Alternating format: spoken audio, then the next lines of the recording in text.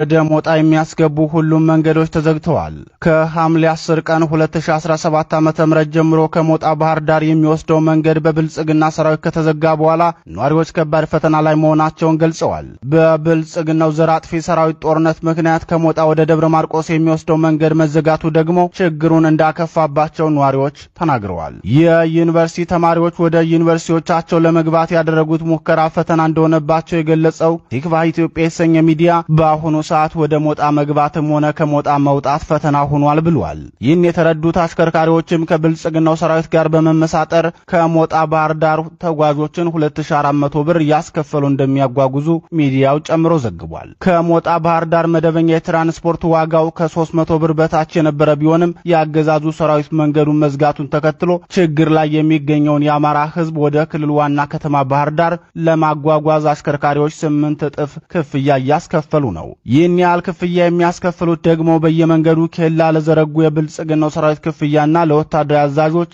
መደለያ መሆኑንም የአካባቢው ነዋሪዎችና አሽከርካሪዎች ለጣና ቴሌቪዥን ተናግረዋል።